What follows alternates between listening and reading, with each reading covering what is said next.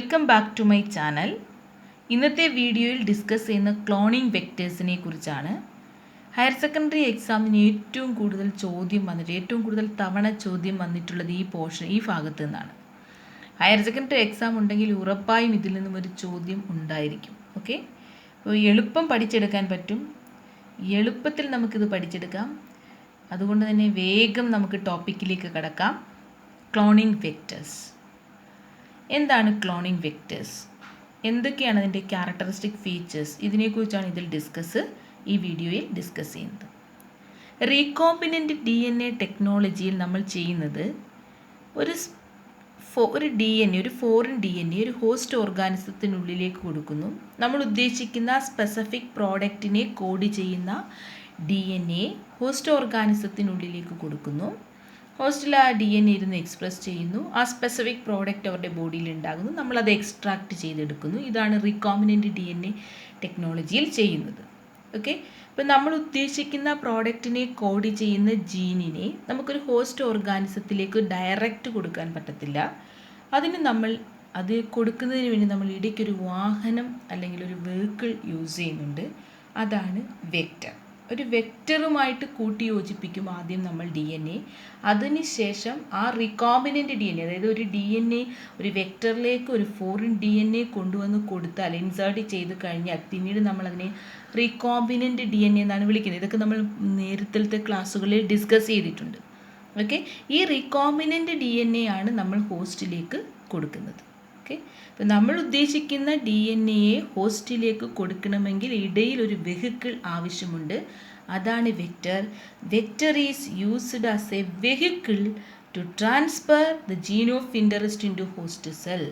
Okay, അപ്പം vector is used as a vehicle to transfer a piece of DNA into host cell and also for its replications. Vectors are used for carrying target DNA and also for its replications.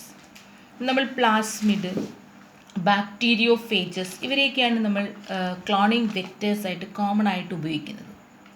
Plasmid and bacteriophages have the ability to replicate within bacterial cell independent of chromosomal DNA, so they are used as cloning vectors. ഇവർക്ക് സ്വന്തമായിട്ട് replicate ചെയ്യാൻ capacity ഉള്ളത് കൊണ്ടാണ് ഇവർ cloning vectors ആയിട്ട് ഉപയോഗിക്കുന്നത്. Okay, plasmid എന്താണെന്ന് മുൻ ക്ലാസ്സുകളിൽ ഞാൻ എക്സ്പ്ലെയിൻ ചെയ്തിട്ടുണ്ട്. ക്ലാസ്സിൻ്റെ ലിങ്ക് ഡിസ്ക്രിപ്ഷൻ ബോക്സിലുണ്ട്, നിങ്ങളത് കാണുക. ഓക്കെ, ഇനി എന്താണ് വെക്റ്റേഴ്സിന്? ഒരാളെ അല്ലെങ്കിൽ ഒരു പ്ലാസ്മിഡിനെ അല്ലെങ്കിൽ ഒരു ഫേജിനെ നമ്മൾ ഒരു വെക്റ്ററായിട്ട് യൂസ് ചെയ്യണമെങ്കിൽ അതിനൊരു കുറച്ച് ക്യാരക്ടറിസ്റ്റിക് ഫീച്ചേഴ്സ് ഉണ്ട്, കുറച്ച് ക്യാരക്ടേഴ്സ് ആവശ്യമുണ്ട്. What are the characters required for cloning vectors? Okay, ഏതൊക്കെയാണ് ക്ലോണിംഗ് വെക്റ്റേഴ്സിൻ്റെ കോമൺ ക്യാരക്ടേഴ്സ് എന്ന് നമുക്ക് നോക്കാം. 3 പ്രത്യേകതകൾ ഉറപ്പായിട്ടും ഒരു ക്ലോണിംഗ് വെക്റ്റേഴ്സിന് ഉണ്ടായിരിക്കണം. 1 origin of replication, 2 selectable markers, 3 cloning site. Okay, ഒരു ക്ലോണിംഗ് വെക്റ്റേഴ്സിൻ്റെ characteristic features: origin of replication, ORI എന്ന് ഷോർട്ടിൽ, സെലക്റ്റബിൾ മാർക്കർ ഉണ്ടായിരിക്കണം, ക്ലോണിംഗ് സൈറ്റുകൾ ഉണ്ടായിരിക്കണം. ഈ 3 പ്രത്യേകതകൾ ഉണ്ടെങ്കിൽ നമുക്ക് ഒരാളെ ക്ലോണിംഗ് വെക്റ്റേഴ്സ് ആയിട്ട് ഉപയോഗിക്കാം. ഓക്കെ, ഇപ്പോൾ നോക്കാം. ഇത് ഒരു ക്ലോണിംഗ് വെക്റ്ററാണ്. Cloning vector PBR322 is an artificially reconstructed ഈക്കോളെ cloning vector. Okay, ഈ ക്ലോണിംഗ് വെക്റ്ററിൽ ഇതാണ് ഒറിജിൻ ഓഫ് റെപ്ലിക്കേഷൻ. ഓക്കെ, ഇപ്പോൾ ക്ലോണിംഗ് വെക്റ്റേഴ്സിന് ഉണ്ടായിരിക്കേണ്ട characteristic features: 1 origin of replication, ORI. ഈ സീക്വൻസിൻ്റെ പ്രത്യേകത, ഒറിജിൻ ഓഫ് റെപ്ലിക്കേഷൻ എന്താണെന്ന് വെച്ചാൽ is the sequence of DNA from where replication start. ഇവിടെ നിന്നുമാണ് ഈ ഒരു DNAയുടെ റെപ്ലിക്കേഷൻ എന്ന പ്രോസസ്സ് സ്റ്റാർട്ട് ചെയ്യുന്നത്. ആ സീക്വൻസിനെയാണ് ഒറിജിൻ ഓഫ് റെപ്ലിക്കേഷൻ എന്ന് പറയുന്നത്. ഈ സീക്വൻസിൻ്റെ മറ്റൊരു പ്രത്യേകത ഇതാണ്: നമ്മൾ കൊടുക്കുന്ന DNA എത്ര കോപ്പി ഉണ്ടാകണം എന്ന് തീരുമാനിക്കുന്ന ഭാഗവും കൂടി ഒറിജിൻ ഓഫ് റെപ്ലിക്കേഷൻ ആണ്. The sequence is also control the copy number of linked DNA. For example, നമുക്കിപ്പോൾ ഈ ഒറിജിൻ ഓഫ് റെപ്ലിക്കേഷൻ 50 തവണ റെപ്ലിക്കേഷനെ സപ്പോർട്ട് ചെയ്യുന്ന ഭാഗമാണെങ്കിൽ നമ്മളൊരു DNA ഇവിടെ കൊണ്ടുവന്ന് കൊടുത്താൽ ആ DNAയും ഈ വെക്റ്ററിനോടൊപ്പം 50 തവണ റെപ്ലിക്കേറ്റ് ചെയ്ത് 50 കോപ്പി അതിൻ്റെ ഉണ്ടാകും. Okay, but this sequence is also responsible for controlling the copy number of linked DNA. Okay, നമുക്ക് ക്ലോണിംഗ് വെക്ടേഴ്സിന് ഉണ്ടായിരിക്കേണ്ട ക്യാരക്ടറിസ്റ്റിക് ഫീച്ചേഴ്സ് ഒന്ന് origin of replication. Origin of replication എന്ന് പറഞ്ഞാൽ is the sequence from where replication start. This sequence is responsible for initiating replication. Origin of replication, replication originate ചെയ്യുന്ന ഭാഗം.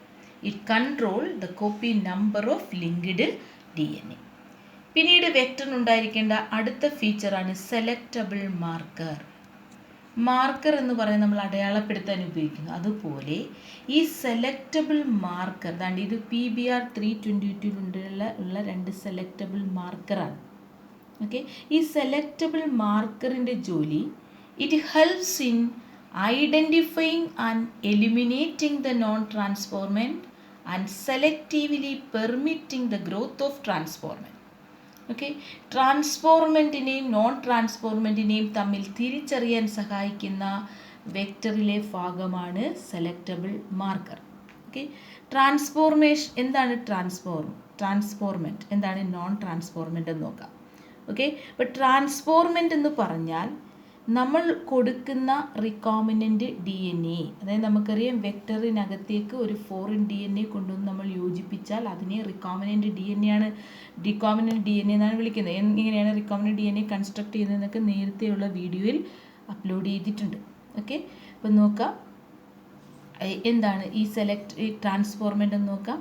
അതായത് നമ്മൾ കൊടുത്ത റീകോമിനൻ്റ് DNA സ്വീകരിക്കുന്ന ഹോസ്റ്റ് ബാക്ടീരിയത്തിൽ, ഇപ്പോൾ നമ്മളൊരു പീസ് DNA നമ്മൾ ഒരു വെക്ടറിനകത്ത് വെച്ച് ഒരു ഹോസ്റ്റിലേക്ക് കൊടുത്തു അല്ലെങ്കിൽ ഒരു ബാക്ടീരിയയിലേക്ക് കൊടുത്തു, അവരെ അബ്സോർബ് ചെയ്യാം. അവരുടെ നെക്സ്റ്റ് ജനറേഷനിലേക്ക് ചിലപ്പോൾ അതിൻ്റെ കോപ്പി പോകാം. അപ്പോൾ നമുക്കത് കണ്ടാൽ അറിയത്തില്ല. അപ്പോൾ ഏത് ഹോസ്റ്റ് ബാക്ടീരിയ ആണോ സക്സസ്ഫുള്ളായിട്ട് നമ്മൾ കൊടുത്ത റീകോമിനൻ്റ് DNA അബ്സോർബ് ചെയ്തത് അവരെ നമ്മൾ ട്രാൻസ്ഫോർമെൻറ്റ് എന്ന് വിളിക്കും. നമ്മൾ കൊടുത്ത റീകോമിനൻ്റ് DNA ഉള്ള ബാക്ടീരിയ ട്രാൻസ്ഫോർമെൻറ്റ്, അതില്ലാത്തവരെ നോൺ ട്രാൻസ്ഫോർമെൻറ്റ് എന്ന് വിളിക്കും. ഓക്കെ, അപ്പോൾ ട്രാൻസ്ഫോർമേഷൻ എന്ന് പറഞ്ഞാൽ is the procedure through which a recombinant DNA is inserted into a host bacterium. ഒരു ഹോസ്റ്റ് ബാക്ടീരിയത്തിലേക്ക് ഒരു റിക്കോമിനൻ്റ് DNA കൊടുക്കുന്ന പ്രൊസീജിയറിനെ ട്രാൻസ്ഫോർമേഷൻ എന്ന് വിളിക്കും. Okay, transformation is a procedure through which recombinant DNA is introduced into a host bacterium. അങ്ങനെ നമ്മൾ കൊടുക്കുന്ന റീകോമിനൻ്റ് DNA സക്സസ് ആയിട്ട് അബ്സോർബ് ചെയ്യുന്ന ബാക്ടീരിയ, host bacterium that successfully absorb the recombinant DNA is called transformant. അങ്ങനെ അല്ലാത്തവരെ നമ്മൾ non ട്രാൻസ്ഫോർമെൻ്റ് എന്ന് വിളിക്കും. നമുക്കിടെ പ്രോസസ്സിന് ആവശ്യം ട്രാൻസ്ഫോർമെൻറ്റുകളെയാണ്. നോൺ ട്രാൻസ്ഫോർമെൻറ്റുകൾ ഏതാണെന്ന് കണ്ടെത്തി അവരെ ഒഴിവാക്കുക, അവരെ കളയുന്നതിനും ട്രാൻസ്ഫോർമെൻറ്റിൻ്റെ മാത്രം ഗ്രോത്തിനെ പെർമിറ്റ് ചെയ്യാനും സഹായിക്കുന്ന വെക്ടറിൻ്റെ ഭാഗമാണ് selectable marker. Helps in identifying and eliminating non transformant and selectively permitting the growth of transformant. Okay, അങ്ങനെയെങ്കിൽ കോളയിൽ നമ്മൾ ഉപയോഗിക്കുന്ന ക്ലോണിംഗ് വെക്ടറിന് വേണ്ടി നമ്മൾ ഉപയോഗിക്കുന്ന സെലക്റ്റബിൾ മാർക്കറാണ് ampicillin resistant gene, tetracycline resistant gene, chloramphenicol അല്ലെങ്കിൽ കെനാമൈസിൻ റെസിസ്റ്റൻറ്റ് ജീൻ. ഇതൊക്കെ ഈ സെലക്റ്റബിൾ മാർക്കറിന് എക്സാമ്പിളാണ്. ഇതൊക്കെ ആൻറ്റിബയോട്ടിനെ റെസിസ്റ്റ് ചെയ്യാൻ കപ്പാസിറ്റിയുള്ള ജീനാണ്. ആംഫിസിലിൻ റെസിസ്റ്റൻറ്റ് ജീൻ അതിന് AMPR എന്ന് എഴുതാം. ടെട്രാസൈക്ലിൻ റെസിസ്റ്റൻറ്റ് ജീൻ TETR എന്ന് എഴുതാം. ഓക്കെ, ഇതൊക്കെ സെലക്റ്റബിൾ മാർക്കറിന് എക്സാമ്പിളാണ്. നെക്സ്റ്റ് വെക്ടറിന് വേണ്ടുന്ന പ്രത്യേകതയാണ് ക്ലോണിംഗ് സൈറ്റ്. ക്ലോണിംഗ് സൈറ്റ് എന്ന് പറഞ്ഞാൽ is the particular point on DNA which is recognised and restricted by restriction enzyme. Okay, ഒരു റെസ്ട്രിക്ഷൻ എൻസൈം നമുക്കറിയാം. റെസ്ട്രിക്ഷൻ എൻസൈമിൻ്റെ ആവശ്യം നമുക്കറിയാം. DNA കട്ട് ചെയ്യാൻ, DNAയുടെ പ്രത്യേക ഭാഗങ്ങളിൽ, സ്പെഷ്യൽ ഭാഗങ്ങളിൽ, പർട്ടിക്കുലർ പോയിന്റിൽ അല്ലെങ്കിൽ സ്പെസിഫിക് ലൊക്കേഷനിൽ കട്ട് ഉണ്ടാക്കാൻ ഉപയോഗിക്കുന്ന ആളാണ് റെസ്ട്രിക്ഷൻ എൻസൈം. മോളിക്കുലാർ സിസേഴ്സ് എന്ന് വിളിക്കും. ഓക്കെ, മോളിക്കുലാർ സിസേഴ്സ് ഉപയോഗിച്ചാണ് DNAയുടെ പ്രത്യേക ഭാഗങ്ങൾ നമ്മൾ കട്ട് ചെയ്യുന്നത്. ഓക്കെ, സ്പെസിഫിക് ലൊക്കേഷനിൽ കട്ടുണ്ടാക്കാൻ ഉപയോഗിക്കുന്ന എൻസൈമാണ് റെസ്ട്രിക്ഷൻ എൻഡോന്യൂക്ലിയസ്. ഓക്കെ, ഒരു റെസ്ട്രിക്ഷൻ എൻഡോന്യൂക്ലിയസ് അല്ലെങ്കിൽ ഒരു റെസ്ട്രിക്ഷൻ എൻസൈമിന് തിരിച്ചറിഞ്ഞ് കട്ട് ചെയ്യുന്ന DNA പർട്ടിക്കുലർ ഭാഗത്തിനെ വിളിക്കുന്ന പേരാണ് ക്ലോണിംഗ് സൈറ്റ് എന്ന് പറയുന്നത്. Is a particular point on DNA which is recognised and restricted by restriction enzyme. Restriction enzyme വന്ന് തിരിച്ചറിഞ്ഞ് കട്ട് ചെയ്യുന്ന DNA ഭാഗങ്ങളെയാണ് നമ്മൾ ക്ലോണിംഗ് സൈറ്റ് എന്ന് പറയുന്നത്. ഒരു നല്ല വെക്ടറിൽ കോമൺ ആയിട്ട് യൂസ് ചെയ്യുന്ന എൻസൈമിൻ്റെ ഒരു സൈറ്റ്, ഒരു ക്ലോണിംഗ് സൈറ്റ് അല്ലെങ്കിൽ 2 സൈറ്റേ പാടുള്ളൂ. അതിൽ കൂടുതൽ ക്ലോണിംഗ് സൈറ്റ് വന്നാൽ അത് ആ ഭാഗങ്ങളിലെല്ലാം വന്ന് എൻസൈം ബൈൻഡ് ചെയ്യുന്നു. അങ്ങനെ ഫ്രാഗ്മെൻസുകളുടെ എണ്ണം കൂടുകയും പ്രോസസ്സ് കോംപ്ലിക്കേറ്റഡ് ആവുകയും ചെയ്യും. For linking the foreign DNA into the vector, there must be preferably single recognition site for commonly used restriction enzyme, because more than one recognition sites within the vector result several fragments, and this complicated the ഇത് പ്രോസസ്സിനെ complicate ചെയ്യുന്നതിന് കാരണമാകും. Okay, നമുക്ക് വീണ്ടും PBr 322 പോകാം. അങ്ങനെയെങ്കിൽ ഇത് PBr 322 എന്ന cloning വെക്ടറാണ്. ഈ വെക്ടറിൽ ഇതാണ് ഒറിജിൻ ഓഫ് റെപ്ലിക്കേഷൻ എന്ന ഭാഗം അതിനുണ്ട്. ദെൻ സെലക്റ്റബിൾ മാർക്കർ 2 എണ്ണമുണ്ട്. Ampicillin resistant gene, tetracycline resistant gene. Ampicillin എന്ന ആൻറ്റിബയോട്ടിനെ പ്രതിരോധിക്കാൻ ശേഷിയുള്ള ജീൻ, ടെട്രാസൈക്ലിനെ റെസിസ്റ്റ് ചെയ്യാൻ കപ്പാസിറ്റി ഉള്ള ജീൻ.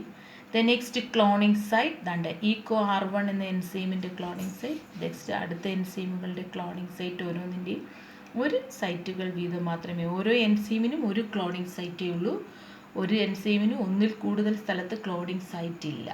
ഒരു എൻസൈമിന് ഒരു ക്ലോണിംഗ് സൈറ്റ്. ആ രീതിയിൽ മാത്രമേ നല്ലൊരു വെക്ടറിന് ഉണ്ടാകാൻ പാടുള്ളൂ. പിന്നീട് ഈ ഒരു വെക്ടറിൽ അല്ലെങ്കിൽ ഈ ഒരു ക്ലോണിംഗ് വെക്ടറിൽ കാണുന്ന മറ്റൊരു സീക്വൻസാണ് ROP. എക്സാമിന് ചോദിക്കും write the significance of ROP. ROPയുടെ സിഗ്നിഫിക്കൻസ് എഴുതൂ എന്ന് ചോദിച്ചാൽ എഴുതുക is a sequence code for, അല്ലെങ്കിൽ is a DNA sequence, is a gene code for. ROP is a gene code for protein involved in replication. നമുക്കറിയാം ഇവിടെ റെപ്ലിക്കേഷൻ നടക്കണം. Okay, ഈ റെപ്ലിക്കേഷൻ ആവശ്യമായിട്ടുള്ള പ്രോട്ടീനെ കോഡ് ചെയ്യുന്ന ജീനാണ് ROP. അപ്പോൾ ROPയുടെ സിഗ്നിഫിക്കൻസ് ചോദിച്ചിട്ടുണ്ട്. Is a gene code for protein involved in replications. Okay, ഒന്നും കൂടി പറയാം, ഇതൊരു ക്ലോണിംഗ് വെക്ടറാണ്. ഈ എക്സാമിന് ഒരുപാട് തവണ ഈ ചോദ്യം വെക്ടറിൻ്റെ ചോദ്യം വന്നിട്ടുണ്ട്. അവർ ചോദിക്കുന്നത് എക്സാമിന് ഇങ്ങനെയായിരിക്കും. ഈ ഒരു ഡയഗ്രാം ക്വസ്റ്റ്യൻ പേപ്പറിൽ പ്രിൻ്റ് ചെയ്ത് വരും. Observe the following figure. ഒന്നാമത്തെ ചോദ്യം ഐഡൻറ്റിഫൈ ദ ഫിഗർ, അങ്ങനെ ഒരു ചോദ്യം വരാം. അങ്ങനെ ചോദിച്ചാൽ എഴുതുക ഇത് ഈക്വളി ക്ലോണിംഗ് വെക്ടർ PBr 322. അപ്പോൾ observe the diagram, identify the figure. 2018 March എക്സാമിന് 2018 എക്സാമിന് ചോദിച്ചിട്ടുള്ളതാണ്. Observe the following figure. ചോദ്യം ഐഡൻറ്റിഫൈ ദ ഫിഗർ. ഐഡൻറ്റിഫൈ ചെയ്യാൻ പറഞ്ഞാൽ എഴുതുക equally cloning vector PBr 322. Okay, then അടുത്ത ചോദ്യം വരാം. what are the significance of ORI and ROP denoted in the picture? ORI, origin of replication, is the sequence from where replication start and it control the copy number of linked DNA. Then ROP is a gene code for protein involved in replications. Okay, then ഈ diagram തന്നതിന് ശേഷം ഒരു cloning വെക്ടേഴ്സിന് ഉണ്ടാകേണ്ട characteristic features എന്തൊക്കെയാണെന്ന് എക്സാമിന് ചോദിക്കും. 3 point എഴുതുക. Origin of replication, selectable marker, cloning site. വീണ്ടും ചോദിക്കാം സെലക്റ്റബിൾ മാർക്കറിൻ്റെ ജോലി എന്താണെന്ന് ചോദിക്കാം. അപ്പോൾ നിങ്ങൾ എഴുതുക helps in identifying and eliminating non transformant and selectively permitting the growth of transformant. അങ്ങനെയെങ്കിൽ ഈ വെക്ടറിൽ യൂസ് ചെയ്തിരിക്കുന്ന സെലക്റ്റബിൾ മാർക്കർ ഏതാണെന്ന് ചോദിക്കാം. 2 എണ്ണം. Ampicillin resistant gene, tetracycline resistant gene. Okay, പിന്നീട് ക്ലോണിംഗ് സൈറ്റുകൾ എത്ര എണ്ണം ഉണ്ടെന്ന് എണ്ണാം. അത് ഇതാണ് 1 ഒരു ക്ലോണിംഗ് സൈറ്റ്. ഇതൊക്കെ ക്ലോണിംഗ് സൈറ്റുകളാണ് ഇതൊക്കെ. ഓക്കെ, എക്സാമിന് വളരെ ഇമ്പോർട്ടൻ്റ് ആണ് ഇത്. നിങ്ങൾക്ക് എൻ്റെ ഈ വീഡിയോ ഉപകാരപ്രദമാണെന്ന് തോന്നുകയാണെങ്കിൽ ലൈക്ക് ചെയ്യുക, ഷെയർ ചെയ്യുക, സബ്സ്ക്രൈബ് ചെയ്യുക. അടുത്തൊരു ടോപ്പിക്കുമായിട്ട് അടുത്ത വീഡിയോയിൽ കാണാം. Thank you.